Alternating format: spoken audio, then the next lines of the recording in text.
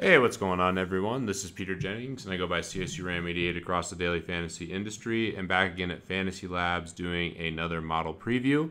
For those of you who have watched the golf model previews, that won't actually be going on the rest of the year, or at least it won't be going on for the next month or so. But we'll be doing these NFL model previews every week, and my goal is to preview one position with a custom model that I've created. I'm going to make new models every time, so you'll see here I have this as the Week 1 QB model, and just kind of go through what I'm thinking and why I'm utilizing certain sliders and what I'm looking at with the quarterbacks for Week 1 in particular. So we start here. I bargain rating at 5 points for DraftKings. I actually rated a little bit higher when I'm going over to FanDuel. I think the DraftKings pricing is just a little bit more accurate, but it is something to kind of identify and see what happens.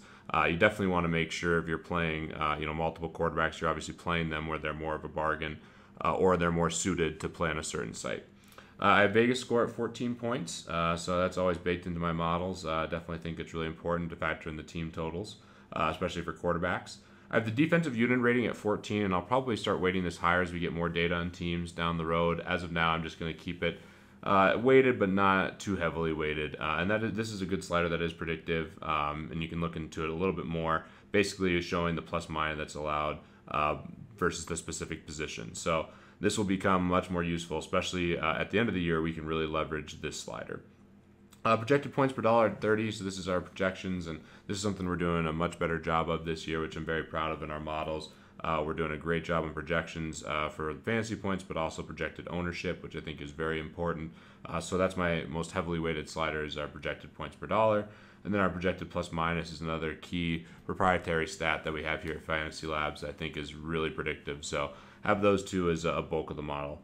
Scrolling a little bit farther down, I have projected ceiling at 5 points, and I have pro trends at 5 points as well. So it comes out to back test pretty well, just some sliders that I'm considering. And let's take a look here at the quarterback. So Dak Prescott is the highest rated. I think he's the chalkiest quarterback on the week. Min price is just way too cheap, and we have him projected for a pretty good game. A lot of rushing equity, and I think he's borderline no.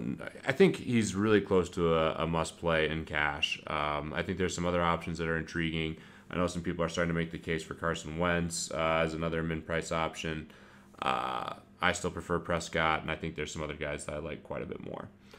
So if we scroll a little bit farther down through this model, Derek Carr's another guy who's popping. I think he could have a great game against New Orleans. That's a team that we've always targeted in the past, especially last year. High total on the road. I think this is a great spot for Derek Carr to you can stack him with Amari Cooper or Michael Crabtree. I like both of those. RG3, the third highest rate, and that has a lot to do with his price in Philadelphia. That's a polarizing play for a lot of people. I'll have some RG3 in tournaments with Corey Coleman, who I'm really high on, but I do think Philly's defense is really good. Pretty low ownership for me, probably overall.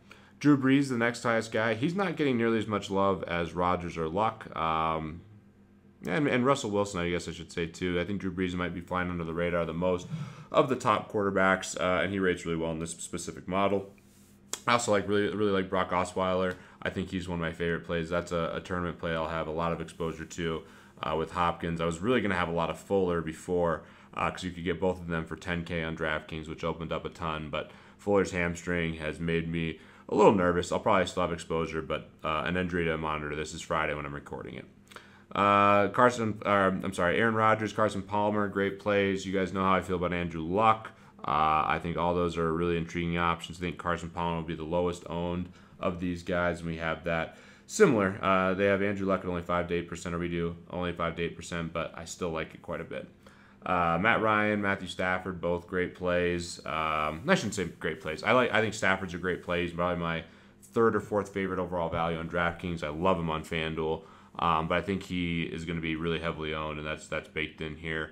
We have him as, I believe, the second highest rated quarterback in terms of ownership as well, or projected ownership. Matt Ryan, I think, is a great play because he'll be very, very low owned. And I love Julio. He's my favorite receiver on the week.